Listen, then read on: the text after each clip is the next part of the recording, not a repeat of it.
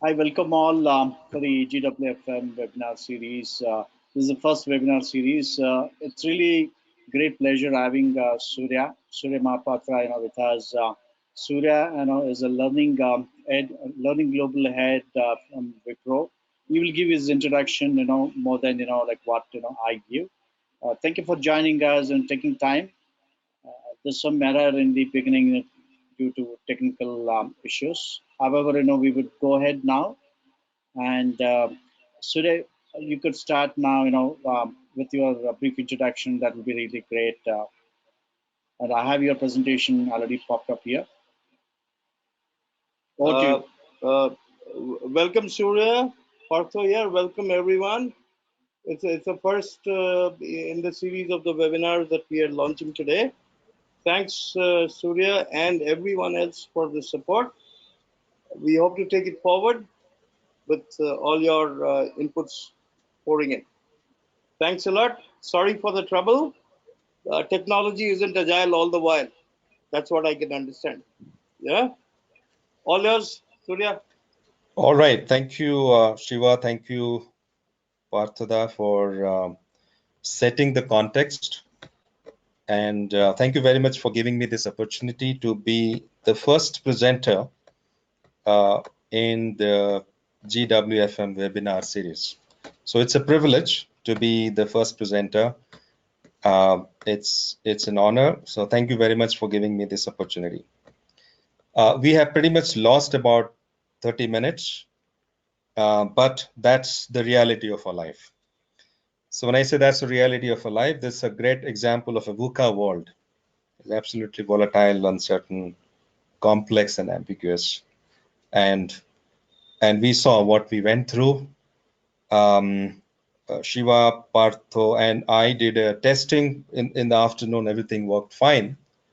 But when it was time for the event, and then technology did not really support us. And this can happen anytime, any moment, any day. We might experience this any number of times. So the most important thing is what happened, what did we learn from this, and how can we use that learning in future in different situations. I think that's what learning agility is all about. So we have tried to be as agile as we can. We have tried to deal with the technological challenge. And the important thing is we haven't given up. So you haven't given up, you have stayed on in the session, and we haven't given up, we are determined to continue with the session.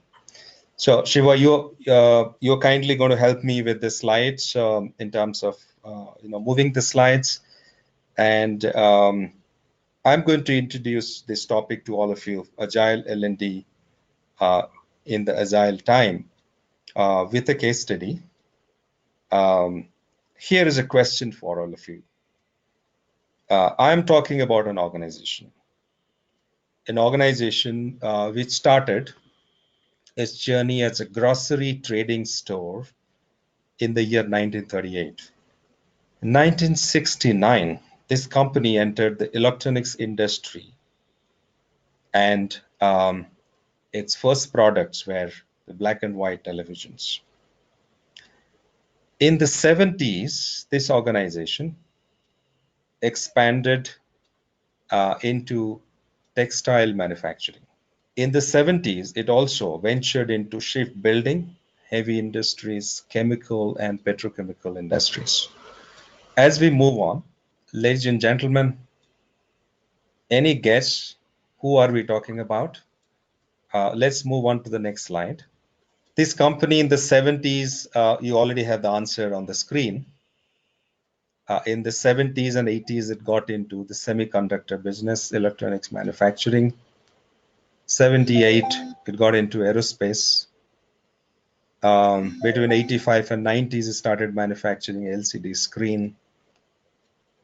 And in the 2000s, it's a global leader in manufacturing smartphones, televisions, smart TVs, tablets, and other electronics goods. How many of you would have when I shared this previous slide and then said this company started in 1938 as a grocery trading store, how many of you would have really imagined that this could be Samsung? Since I can't see your responses on the chat window, I'm probably assuming not many of you would have imagined, unless you knew the history of this organization, not many of you would have imagined that this is the company I'm talking about. A phenomenal example of agility, learning agility. A company we started as a groceries trading store, which got into textiles, shipbuilding, electronics goods, semiconductor business, LCD screens, smart TV, and so on. What is an incredible, unbelievable journey. Not many organizations in the history of the industry would have gone through so many changes that this organization went through. Absolutely unbelievable. This organization was agile. It kept learning throughout its journey, and not just it had new experiences. It learned from that experience. It decided to change itself, change its shape and size, change its business model to stay relevant in the times, to stay relevant to the present times, to stay meaningful, to continue to create value for its customers and itself. But it kept on changing, learning from its experiences, made some mistakes on the way, closed down some businesses, started some new ventures, thrived in some of them, did not succeed in some other, continue to learn from the experience, continue to grow, and became a market leader in its own space today. This is a great example of learning agility. This reminds me of a quote as we move to the next slide, which you will see, a quote by Gautam Buddha. And Buddha says, just as a snake sheds its skin, we must shed our past over and over and over and over again. For a skin to survive, it has to shed its skin a number of times in its lifetime. That's the only way it can survive. Similarly, we as human beings, individuals, living entities, will have to shed our past over and over and over again, move on with a new present, move on to a new present, new future. That's the only way we can survive. Organizations, teams, functions, societies, social groups, every entity has to move on, has to give up its past, adopt a new present, move on to a new future. And it has to keep doing it over and over and over again. But the trick is not just to change, not just to move on to a new reality. The trick is also to do that fairly quickly. Do that with speed. Do that with real agility. That's a very famous statement, which goes like this. In the new world, it is not the big fish which eats the small ones. It is the faster fish which eats the slower fish. So in today's world, it's not about being big, having more financial muscle, political muscle. It's not about having the backing of money, wealth, influence, etc. It's not just being about big. It's also about being quick and agile. It's about making the first move. It's about trying to experiment and learn from the experiment quickly, make mistakes quickly, learn from the mistakes quickly, and make course correction quickly. Do not wait for the perfect product. You would never have one. But if you keep building your perfect product, keep learning from the prototypes, keep making the course corrections, and keep moving on.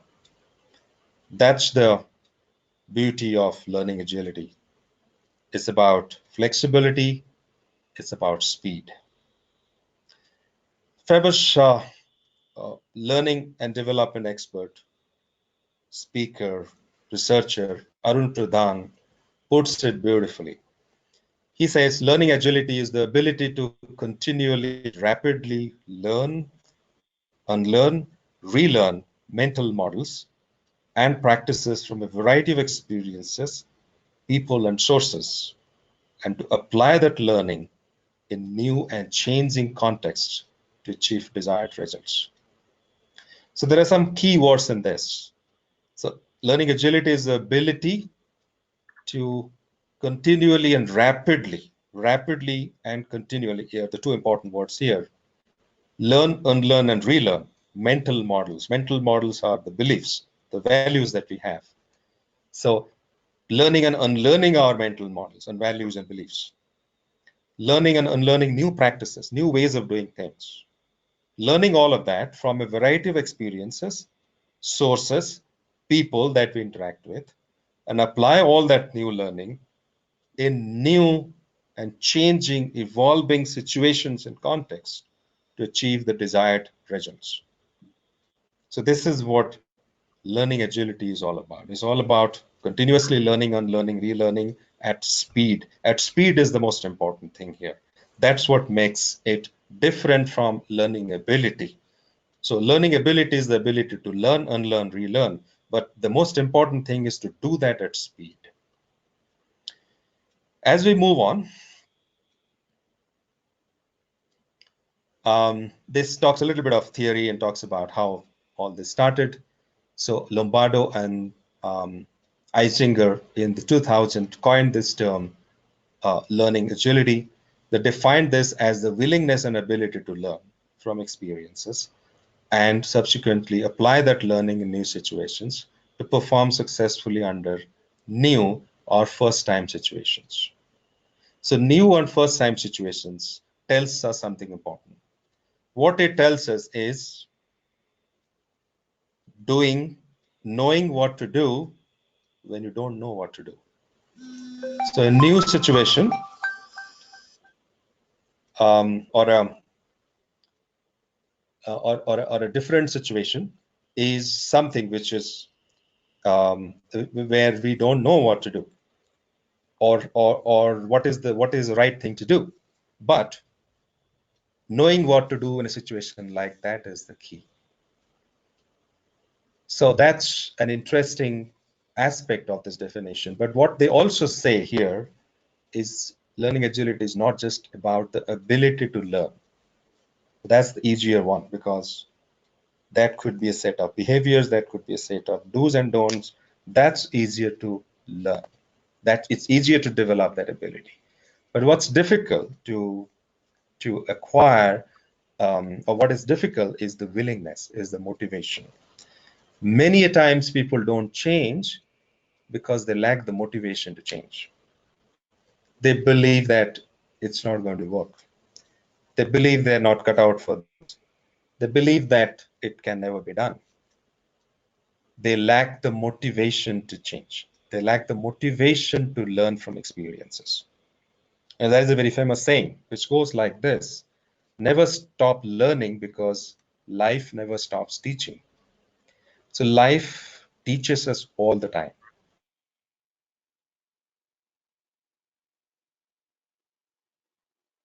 Really learn from those experiences. Life throws millions of learning opportunities to all of us. But how many of us really pick up those opportunities and then make the best use of them? Most of us don't learn from experiences. Most of us keep making the same mistakes over and over and over again because we don't learn from our experiences. If you don't learn from our experiences, then we're going to repeat the same mistakes, not only in new situations, different situations, different we are also going to repeat the same mistakes in the same situations. So the two important aspects here, one is the willingness or the motivation to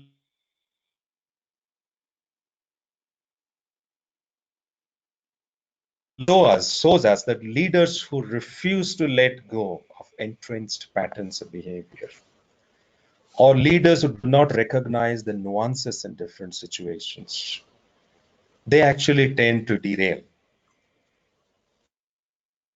Successful continue to develop on their role, continue to develop in their job, continue to develop in their role through new experiences. And we now know the successful leaders are learning agile.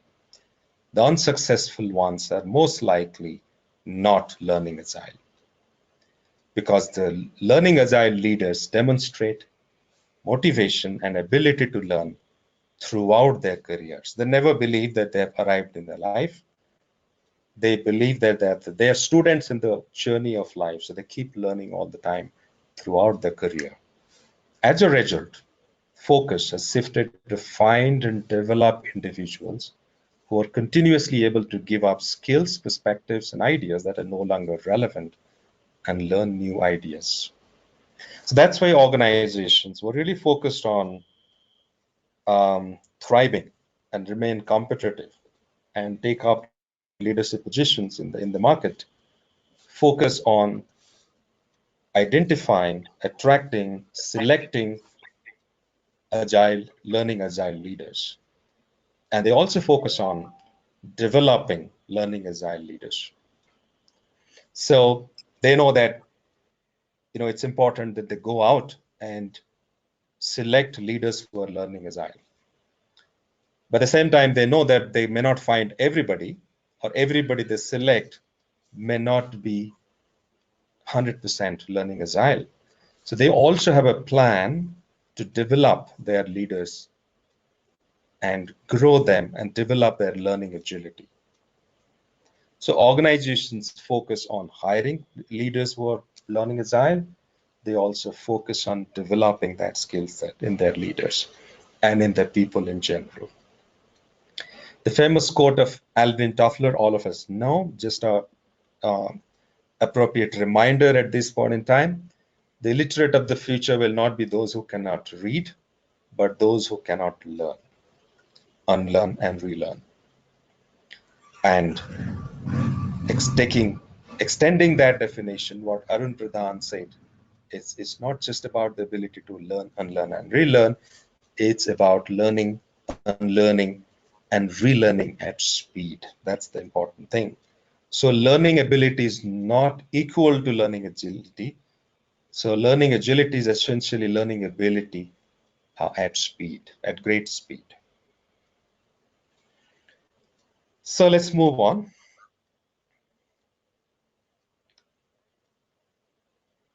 A little bit more theory.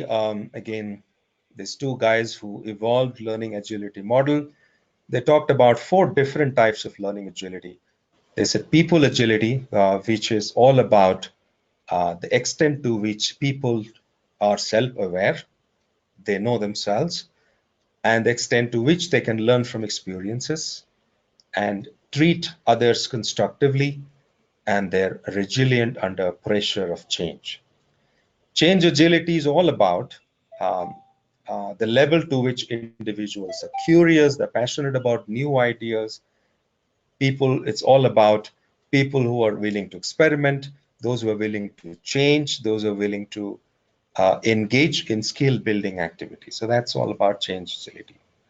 Rachel's agility is all about the extent to which individuals are motivated, prepared, willing to get results under tough conditions. They have the tough temperament. They do not want to give up. In spite of tough conditions, unfavorable situations and circumstances, they are resilient enough to do their best, and they're absolutely focused on outcomes and results, and they have the ability to inspire others to perform beyond their normal capability and drive results. But mental agility is all about the ability to deal with tough situations mentally, the ability to deal with ambiguity, the ability to become comfortable with discomfort. So that's the mental toughness. So they have talked about four aspects of learning agility, which is all about being self-aware and developing the ability to learn from experience.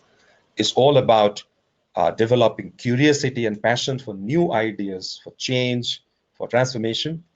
The results agility is all about driving, just being very focused and having very clear line of sight about outcomes and results. And mental agility is about being mentally tough to deal with ambiguity, complexity, volatility, and so on. So we'll move on and we'll talk about a couple of interesting data points here. And some of the recent studies around learning agility says executives, leaders with high levels of learning agility are 5 times more likely to become successful. They're 5 times more likely to stay engaged. Leaders, individuals, employees with high learning agility are promoted two times faster in today's times. Companies with high agile individuals have 25% higher profit margins than their peer groups in the industry. This is not what I'm saying. This is something what research across the industries, across executives in different organizations brings those findings to all of us, which accentuates the fact that learning agility is not just about individual development. It's not just about coping with the challenges of our times. It's not just about learning quickly and then moving on. It's also about driving great value to the industry, to businesses. It can drive engagement, it can drive performance, it can drive results. It can even drive greater revenues and profits for organizations. This is what the research findings tell us today. As we move on, some more research findings, again, some correlation established by the researchers through different analysis. So here is some correlation analysis, which was conducted by researchers in this space in 2015. These researchers were primarily done to investigate and understand the relationship between learning agility and performance. So it was revealed that there was a strong positive correlation, and that has been very clearly established. They also found another relationship. They found those who score high on learning agility are more likely to have a higher performance score. That's something that you can see in this graph. This correlation analysis also tells us the underlying factors of learning agility, which were investigated in relation to performance.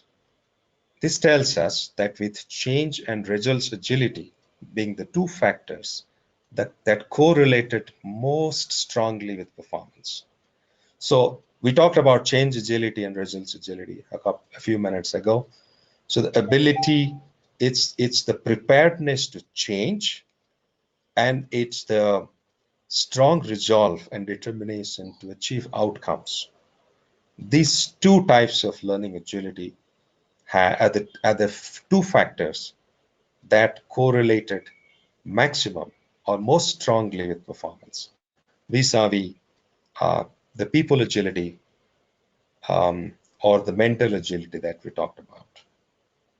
So these are some interesting analysis that we have seen in recent times, which very clearly establishes learning agility and performance. So learning agility is not just a theory, it's not just a concept, it's not just a framework, it's a clearly established, tried and tested approach to drive business performance as well.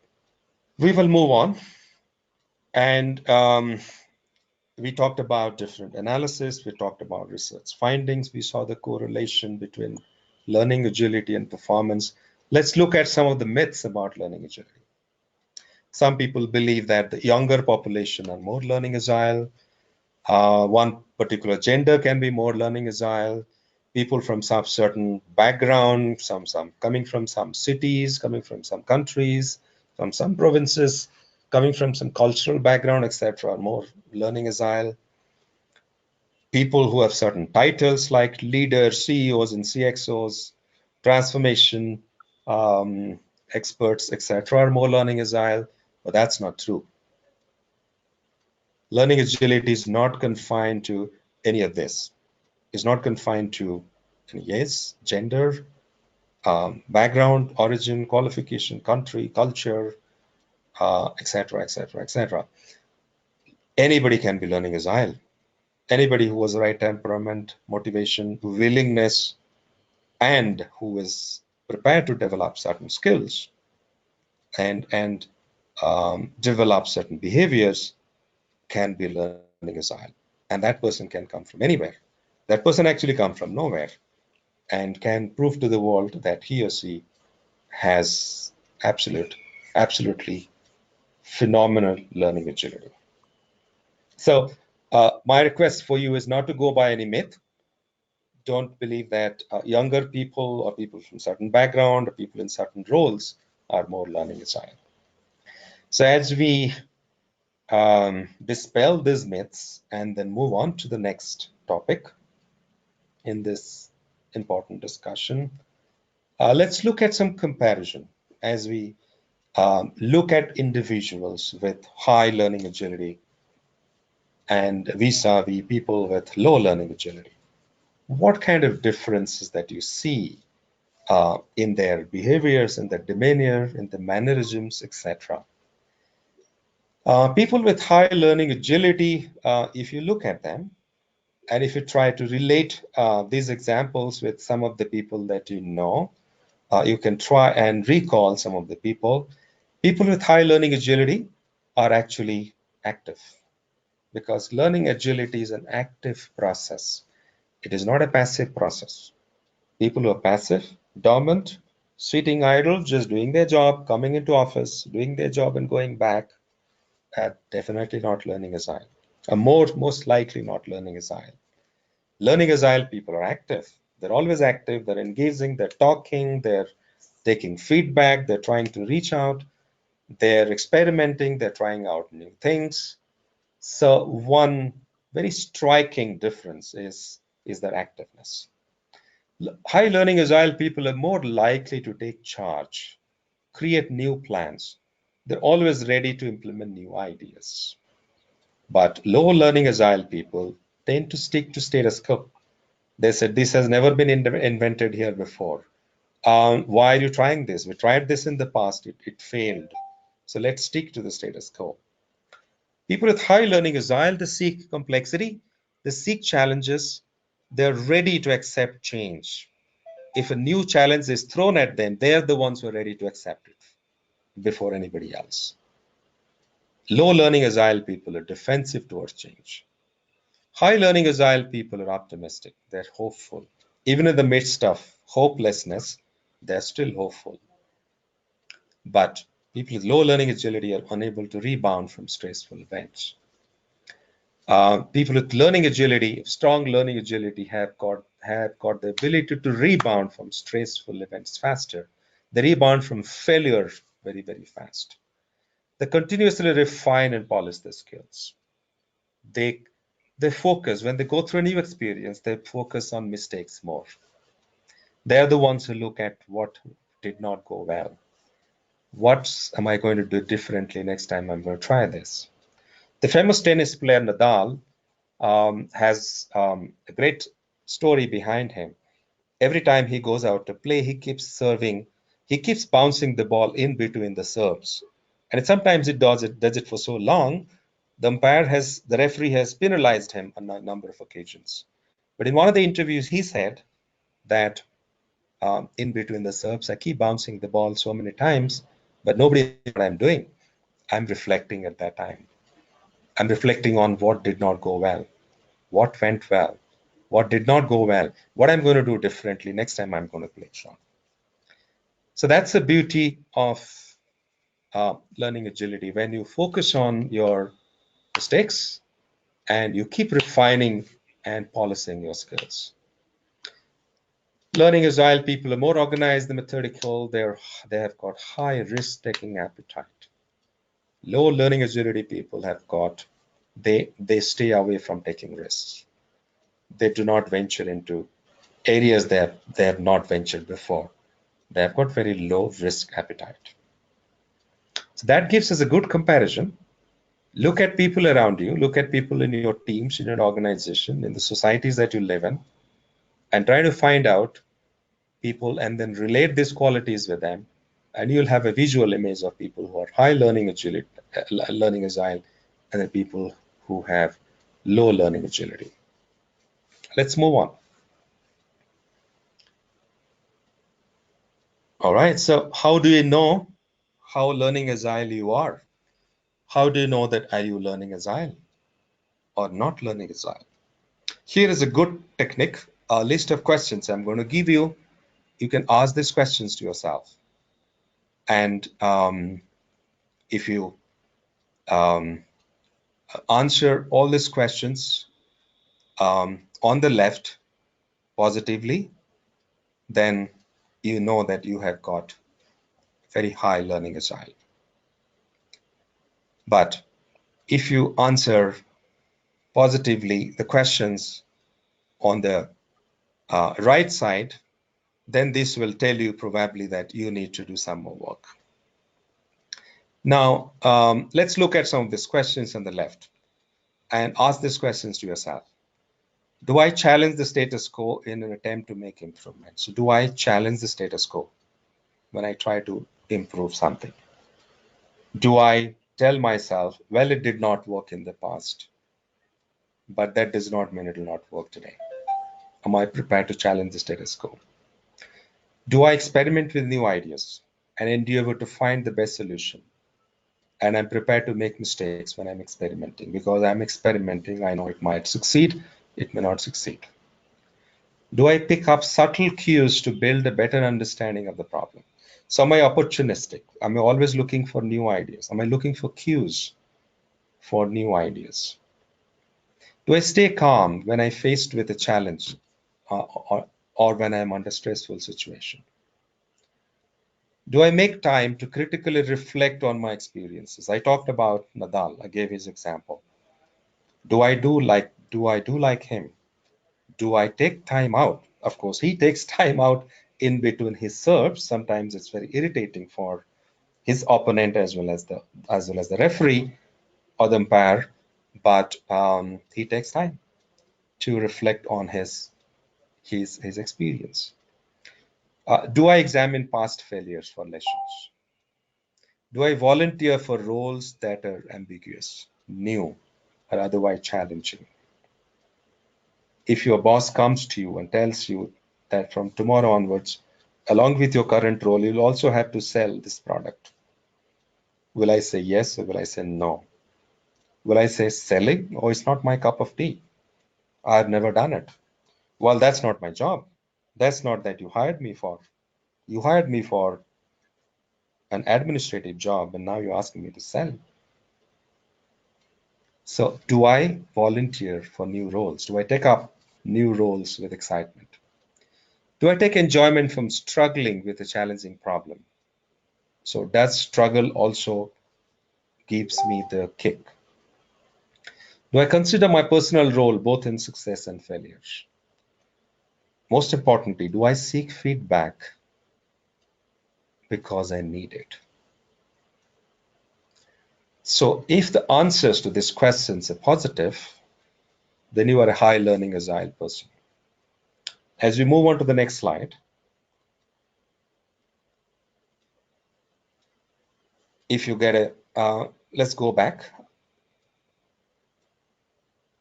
Yeah, so if you're green on all the questions on the left, then you are a high learning agile person. Let's look at some of the questions on the right side.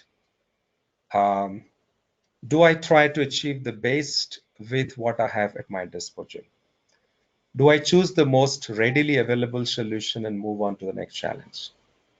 Do I trust my intuition to guide me to solution? Do I move quickly from one track to another in order to accomplish more? Do I take enjoyment from managing a well-oiled machine? Well, what's the fun? What's the challenge in that? Do I listen to feedback because others want to give it? Well, then how serious, how keen I am about feedback. So the questions on the right tell you about, provoke you into thinking whether you need to do some more work on your learning agility. So this questionnaire is a good tool which you can use on yourself to find out how learning agile you are. But my request would be to honestly respond to these questions. Don't respond in a manner that you want yourself to look like, but respond in a manner which will tell you about what you really are today. You can use this tool with your teams, with your team members, with your function or group.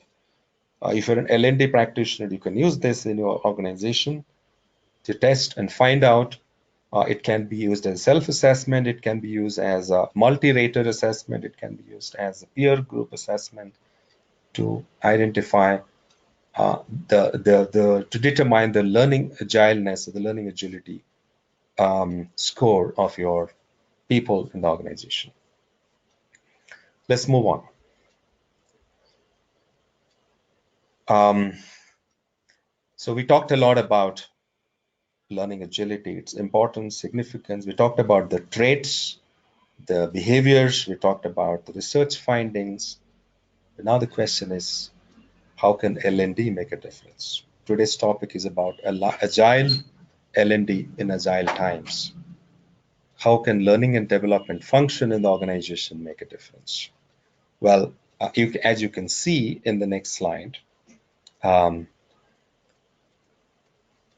L&D function can play a very important role in building a learning agile organization. Let's move on to the next slide. Yes. So, but before we talk about what L&D can do to enable the organization and the people in the organization to become learning agile, the big question, the million-dollar question is L&D learning agile itself? If L&D is not learning agile, how can this enable the organization to become learning agile? How can it enable the workforce to become learning agile? So what's happening in today's times today? There's something which is very interesting that's happening. All of us know about the change, the disruption, the technological disruption, mobile technology, the smartphones, and then the blockchain,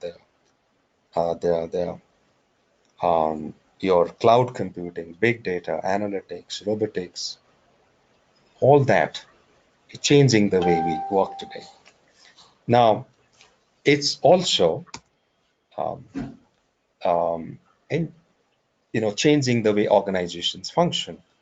It is so there is an evolution, there is an emergence of a new technology almost every day or every hour, and that's leading to emergence of new business models, business practices, new strategies. So there is change which is happening constantly. There is change which is happening at phenomenal pace. How can L&D, but when you look at L&D, the life cycle of designing and developing and deploying new curriculum is too long. The cycle time to understand the need, design, develop, and deploy new solution, learning solutions, absolutely long. And organizations do not have the time. People do not have the time. If technology changes every day, you cannot wait for 3 months for a training program to be ready. So how can L&D create an ecosystem? How can L&D create an infrastructure? How can L&D create an environment? How can L&D bring in the right platforms where people can learn on their own, where people can learn through collaboration, where the people can learn through their peer and social groups, where the people can work out loud. That's where L&D can bring about tremendous value. That's where L&D can bring about a change. What else is happening today? Millennials are taking over the workplace. They are going to become the majority of them. They already become the majority in the workforce. They might probably become 70 to 75% of the workforce population in the next few years. The way they learn, the way they engage, their preferences and tastes towards learning, their learning styles are very different from the Gen X. Now the question is, how do we cater to their learning styles and preferences? How do you create an environment for them where they can learn seamlessly? What else is happening in the industry? The workforce today has become virtually on the go, virtually mobile. The workforce today is almost everywhere, working almost all the time. So how do you create learning solutions to a workforce which is always on the move, always mobile, always working 24/7, working in the coffee shop, working at the airport while waiting to board the flight? How do you really bring about learning solutions which will cater to such an audience? So how can L&D create learning solutions which is engaging, interesting, relevant, available on the go, on demand?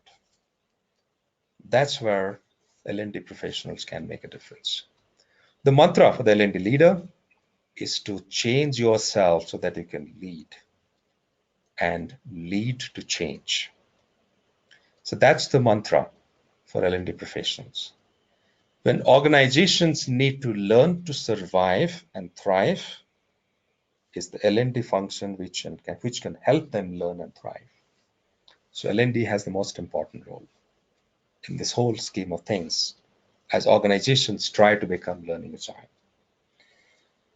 So let's look at a few slides. In the interest of time, I know we started late and then we're kind of running out of time.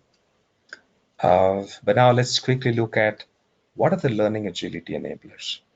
What are these enablers that organizations and the human resources functions and the L&D functions should look at today? What are these enablers? These enablers today are the following: innovation, engagement and adaptability, reflection and risk. So can we create an environment where people can innovate?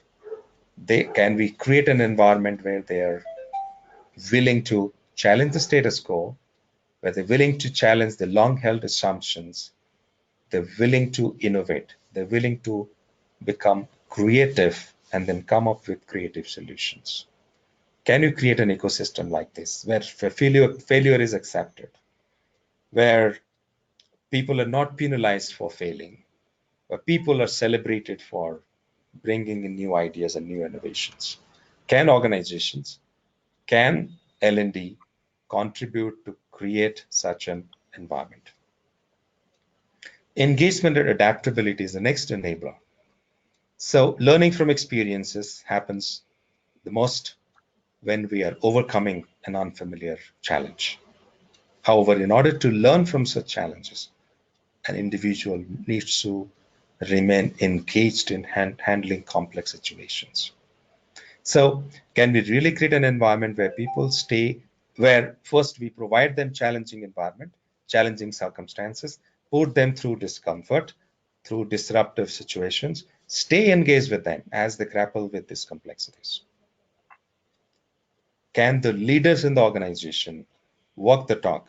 Can they create an environment where they stay engaged while they adequately challenge the workforce the way Steve Jobs used to do? He would not accept anything mediocre. He would challenge his people to stretch beyond their capability and then achieve more. But at the same time, he would also stay engaged with them. That's a fantastic enabler. Reflection. I talked about reflection. I gave the example of Madan. Can we really, at the end of every new experience we go through, can we stop for a moment? Can we pause for a moment? Can we step back and ask 4 fundamental questions to ourselves, either as an individual or in a group? What are these 4 questions we can ask ourselves? The questions are what we wanted to do, but what we actually did. What was the gap? Why was there a gap? What we should do differently so that we address this gap next time when we approach a similar situation or a different situation in any part of the organization. Every time we complete a new project, one module in a particular project, complete a new assignment, achieve a new milestone, we must pause, sit back, ask these 4 questions. What we wanted to achieve, what we actually achieved. Is there a gap? Was there a gap? If yes, why there was a gap? What we need to do differently next time. But as L&D leaders, practitioners, consultants, when you go to organizations, talk about reflection, sometimes leaders tell you, where is the time? Unfortunately, leaders in many organizations today do not have the time. They do not have the time for reflection. They do not have the time to get their people to reflect. Then how can we develop learning agility in organizations? The other ability is risk. It's about taking risks. It's about being, as individuals, as teams, as functions, as groups, as organizations, taking the guts and the courage to experiment and take risks. When organizations create that environment, they succeed. So these are the enablers of learning agility. Now we'll look at what are the derailers. If there are things that enable organizations to become learning agile, what are the things that derail this process? Let's look at the next slide.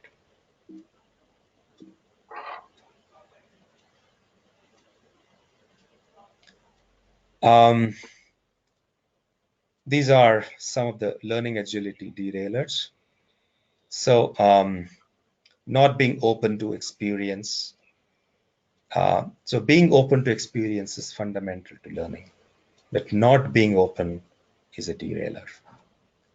It is no surprise that that individuals who remain closed or defensive when challenged or given critical feedback tend to be lower in learning agility. So one biggest obstacle or one biggest stumbling block in the learning agility process is defensiveness. People who are generally defensive are very low on learning agility, who are closed to feedback. Those are not open to taking feedback. Those who offer excuses for their failure, they're not likely to be learning agile. And leaders who are more defensive, they actually establish the wrong culture. They set up a wrong culture in the organization because the people who look up to them also grow up to become defensive. So that's the biggest derailer in learning agility. Learning agility, agile individuals seek feedback, they process it, they adapt themselves based on their newfound understanding of themselves and situations and problems. But the people who are low on learning agility do not ask for feedback. So thereby they do not process feedback. Thereby their opportunity to learn and grow is absolutely low. And the other derailer of learning agility is people who are low on confidence, people who are low on risk taking, people who have low risk taking appetite. So lack of confidence comes as a big setback or as a big stumbling block in driving learning agility in the organization. So closeness to feedback, defensiveness, low on confidence, and in a culture and environment which does not encourage any of this can become derailers for learning agility. And the most important and the most dangerous derailer is defensiveness that gets in the way of learning agility. Now let's move on.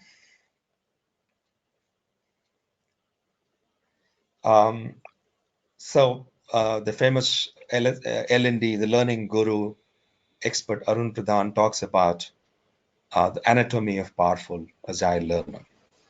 He talks about some of the key attributes of agile learner who has the ability to who learns to think and who has the right support system and who is learning smart and who is learning while doing. So these are some of the aspects of a learning agile individual, and if you kind of break it down, you would see some of those aspects, and you will see that a high learning agile person always is on the move. He's always thinking. He's always trying to experiment new ideas. He's always reflecting. He's curious and has the growth mindset. He has evidence-based learning strategies, and so on. So he spends a good amount of time in thinking, and he reaches out for support. He reaches out, he walks out loud. He reaches out to his peer groups and then say, I need help. He reaches out to coaches and mentors and asks for help. He or she is learning smart. He has developed continuous learning habits and is very effectively uses the performance systems, support systems available for him or her to become effective. And he is willing to learn by doing. He takes up stretch assignments and projects. He's prepared to experiment and fail faster. And he is doing deliberate practice. He's practicing again and again and again to sharpen his skills. So, my dear friends, think about it. How can we really, as an L&D practitioner, enable all of that? How can we get people to reflect? How can we get them to become curious? How can we keep them, provide them right coaching and mentoring? How can we provide them performance support systems? How can we keep them stretch assignments? How can we keep them opportunities to experiment and fail? How can we keep them opportunity to practice? And how can we build continuous learning habits in them? L&D can make a difference here. As an organization, what can the leaders do? Organizations enabling learning agility, they can, or the leaders who enable learning agility in organizations, do that by giving direction to people to learn, by providing a sense of purpose and vision, what is in it for me to learn, by providing feedback to learn, by creating opportunities to learn, by creating, by making learning easy and seamless through the right systems and through the right tools, etc., and by giving them the confidence to learn. And they can do all of that. The direction will come from a shared vision. Purpose will come from campaigns and communication. It will come through communication and campaign. Feedback to learn will come through measurement, analytics, recognition of learning champions, and so on. Opportunity to learn will come through courses, resources, through collaboration, through stretch assignments. Easiness to learn will come through systems, and confidence to learn will come through a culture of learning where the psychological safety is available for people who spend good amount of time learning, experimenting, trying, etc. So leaders and organizations can contribute to learning agility process by providing the direction, purpose, feedback, opportunity, ease, and confidence. L&D can provide by creating opportunities in its curriculum, in this program, for reflection, for building curiosity, for using evidence-based strategies, creating opportunities for searching for information and making sense, providing opportunities for coaching, providing assignments, building continuous learning habits, creating performance support systems, creating opportunities for practice in the curriculum, and so on. As we move on, quickly, I know we're pretty much on top of the hour, just about 5 minutes to go. I will quickly bring up a case study in the next slide before we wrap up. Let's move on to the next slide, please. 1 second.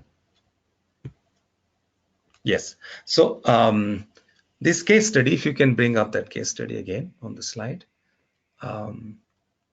Yeah, this talks about a British multinational investment bank which had a problem of low throughput, low productivity, low motivation, higher attrition, lower employee engagement, and longer deployment cycles. They're grappling with this. And they identified that the problem is people are not learning Agile. They are not open to feedback.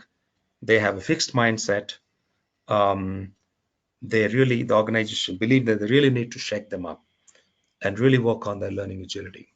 So they embarked on a learning agility training program or development program. And they started with a pilot with about 800 people. They found extremely great results. And they went on to provide this training program to their 130,000 employees across. And they saw phenomenal results out of it. Within the first year of transformation, the organization transitioned from more than 800 teams into agile ways of working, generating a throughput increase of 300% and making it possible to release a new software every 4 weeks with 23 times fewer incidents. And most importantly, they managed to increase the employee engagement and satisfaction tremendously. And their objective when they started was to build one team. The teams were working in silos, individuals were working on their own in silos, but they ended up creating one team across organization, across functions and teams and capabilities, which were focused on delivering value to their customers. That's a phenomenal outcome that this organization achieved. The takeaways from this case study would be agile transformation requires coordinated effort at different levels of the organization, right from the top all the way to the entry-level employee in the organization. For best results and to gain sponsorship, start with a customer. If this customer becomes your sponsor, then the leaders will become your sponsor, and the entire organization will adopt that practice. So these are a couple of takeaways from this case study. I will quickly move on to the next 2 slides. Here are some tips to improve learning agility. I'm not going to read them verbatim. I will just pause this, keep the slide here for a minute or two for you to kind of scan through this slide and then quickly capture some of the tips that you can see here, which can become extremely valuable for you. If you have got these tips right, we'll move on to the next slide for another set of tips. Yes. And I will pause for a moment with that slide.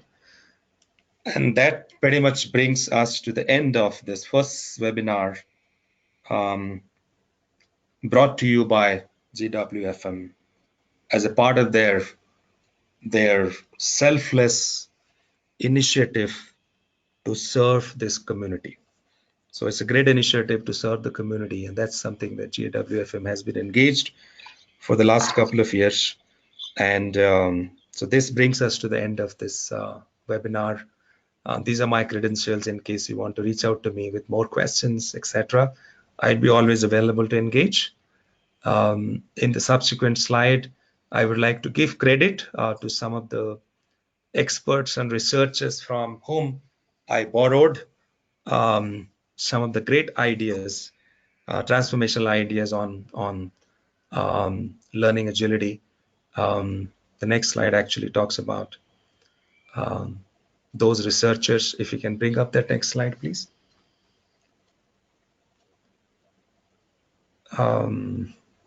There is a credit slide in case you can bring it up.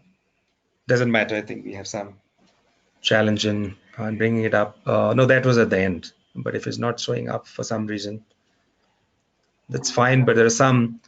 Oh, yes, this is the one. So these are some of the experts and researchers and thought leaders and industry experts from whom I borrowed some of their models and frameworks and ideas about learning agility. So I must give credit to them. Once again, thank you very much, Shiva, Partho, for this wonderful opportunity. Thank you, the audience, for first being very patient in waiting as we move through the technological glitches, and then giving me a patient hearing. Back to you, Shiva. Thank you so much, Surya, for taking time out, not in the late evening. It's really fantastic learning for people out here, and a lot of them are really watching. And I tried taking, through Facebook Live, and even there were a lot of around 25, 30 of them are watching your slides. I did that attempt, maybe with your permission, if any of the members ask any of the slide, and if you're okay, we will share. Anyway, we'll talk offline on that. Sure. Do you like to take any questions now, or we'll have offline questions so that you can answer them back? It's too late, so is it fine? Yeah. Do you like to take any question, one or two questions now? Yes, I am game, provided the audience is ready. I know it's too late. Is anyone like to ask any questions? You can raise your hand so that I can give you access to talk. Here's a person by name Sanjay. Sanjay wants to ask question. Sanjay, I will unmute you. Yeah. Hi, Sanjay. You have a question? Yeah, no, I don't have a question. It was a great session. Thank you so much, Surya. It was really a great learning. Just last two slides, I think, at least I was not able to read it properly. Just a request if you can share those slides, it would be a great help. Sure. The slides are with Shiva, and I think you will have those slides. So, but thank you very much for your feedback. Yeah, it was a great session. Thank you so much. Thank you, Sanjay. Anyone has any questions? Please raise your hand. Here is a hand icon. You can just click on that. It shows so that I can recognize and like unmute you. Okay, so person who just raised and then dropped up. Looks like no more questions. Thank you so much, Surya. Thank you so much, audience, for watching this. Hope this is recorded well. We'll try sharing this across along with the PPT. Thank you so much. Stay connected with us in our social media. Surya, thank you so much. Thank you so much. Hey, thank you very much. Thank you for the opportunity. I really enjoyed doing this session. The first time is we had technical glitches, but nevertheless, the fact that we managed to communicate and communicated well because Surya was around, and I keep saying when Surya is around, there is no darkness. Thank you, Surya. Thank you. And thank you very much. Interestingly, all the audience logged off and then logged in. So we have got very good audience really spend time with us watching this. Thank you so much for them. And Surya, thank you so much for taking time out. It has been a fantabulous learning for the people who were present here. Thank you so much.